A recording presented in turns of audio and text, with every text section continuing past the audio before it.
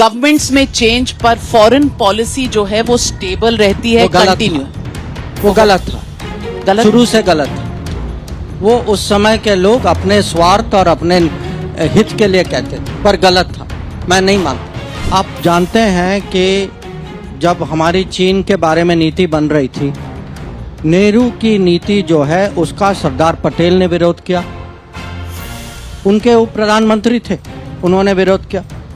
नेहरू के कैबिनेट में बहुत सारे मंत्री ऐसे थे जिन्होंने विरोध किया।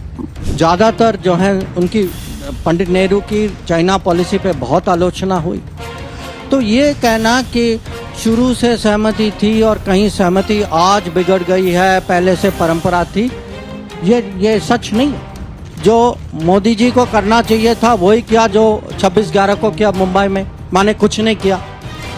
तो हमको आपके लॉजिक से हमें पुलवामा भी झेलना है, उरी भी झेलना है, हर चीज़ झेलना है, क्योंकि हमें पाकिस्तान की ज़्यादा परवाह है।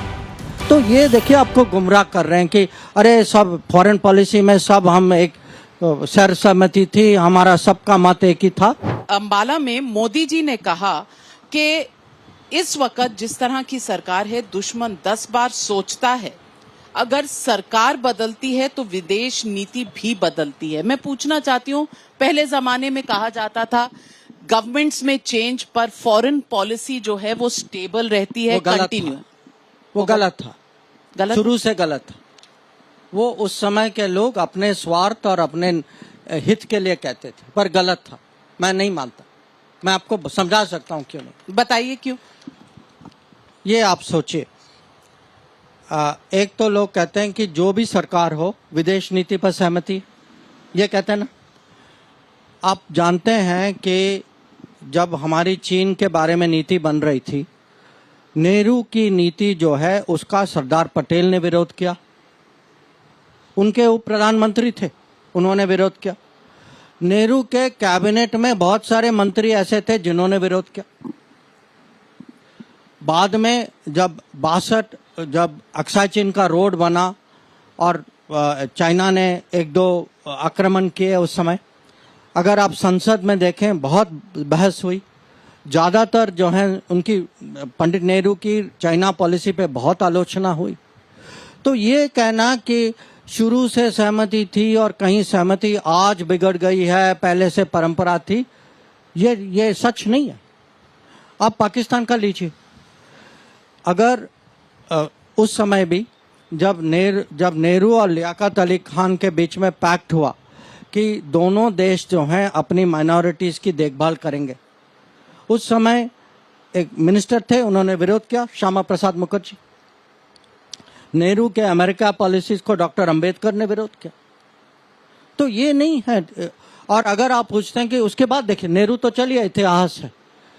अगर फॉरेन पॉलिसी सरकार कुछ भी होती, फॉरेन पॉलिसी एक ही होता। जब तक अटल जी आए किसी की हिम्मत नहीं थी न्यूक्लियर ऑप्शन एक्सरसाइज करने की। आपके लॉजिक में अटल जी भी नहीं करते। जब तक मोदी जी नहीं आए किसी की हिम्मत नहीं थी कि LOC क्रॉस कर इंटरनेशनल बाउंड्री क्रॉस कर आतंकवाद का जवाब देना।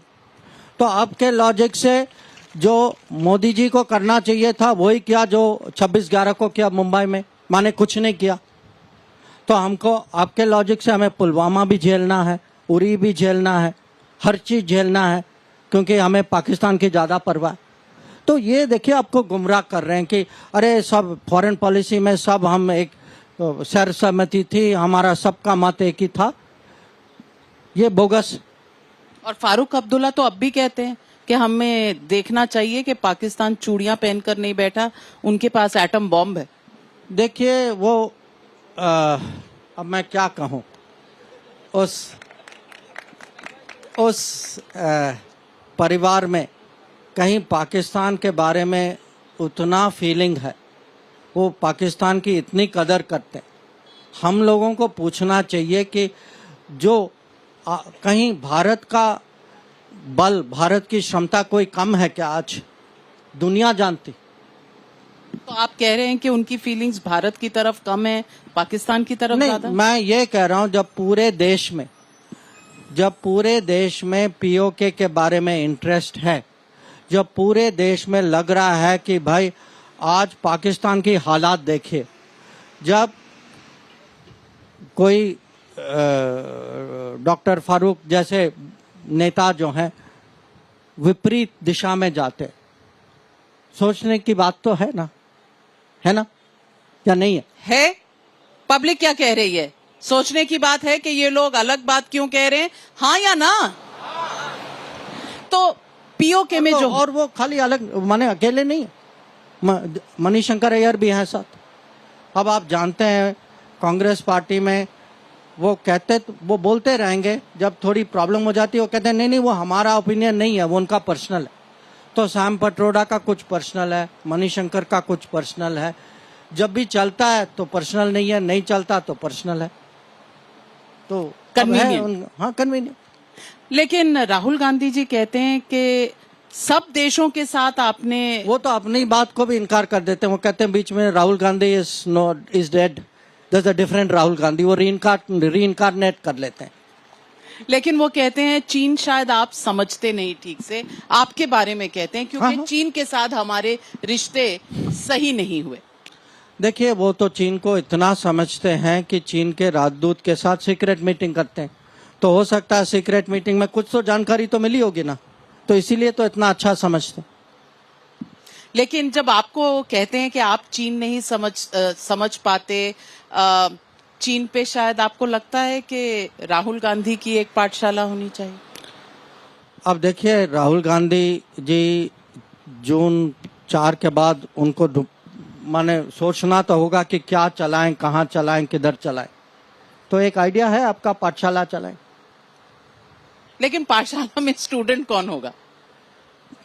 अब वो जो नॉर्मली कहते हैं ना, जैसा टीचर है वो स्टूडेंट भी ऐसे ढूंढने होंगे।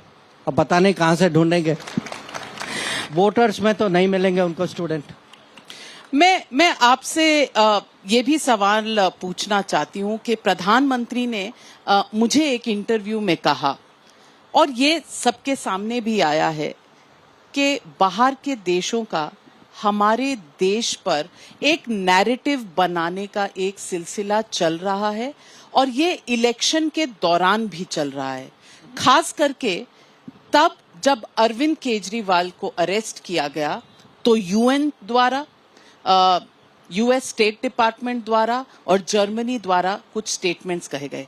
आपको लगता है कि हमारी देश के इलेक्शंस में कोई foreign interference and foreign influence है? देखिए, मेरा कहना है चुनाव के पहले भी कि काफी समय से 10 साल से, मैं 10 साल भी नहीं, मैं उससे आगे की भी बात कर सकता हूँ कि एक दुनिया में एक विचारधारा है, और वो विचारधारा माने भारत में भी है, दुनिया में भी है। लोग जो उस सोच के हैं वो एक दूसरे की मदद करते हैं। ये आजकल ग्लोबलाइज पॉलिटिक्स है। तो जब उनको लगता है कि उनके साथी, फेलो ट्रैवलर्स, फेलो थिंकर्स, जब उनकी राजनीतिक स्थिति भारत में अच्छी न हो, जब वोटर उनको रिजेक्ट कर देता है, तो उनको लगता है भाई बाहर से कुछ ऑक्सीजन सपोर्ट देना चाहिए, तो वो देते रहते हैं। ज्यादातर इसका जो माध्यम जो है ये प्रेस होता है। ये आपका प्रोफेशन है जो ज्यादातर ये करता है कि अगर आप देखें पिछले 10 साल से, जब से मोदी सरकार आई है, वेस्टर्न प्रेस, उसकी एक liberal western, liberal left press जो है, वो बार बार हर विषय पे अटैक करती रहेगी, आलोचना करती रहेगी। ये होगा कि आपके यहाँ आपकी कोविड हैंडलिंग ठीक नहीं है, आपकी इकोनॉमिक हैंडलिंग ठीक नहीं है, आपके फार्मर्स पॉलिसी ठीक नहीं है। तो कुछ भी अगर आप देखें 10 चीजें हैं, अरे कम से कम 5 में तो मेरा निर्णय ठीक होगा ना।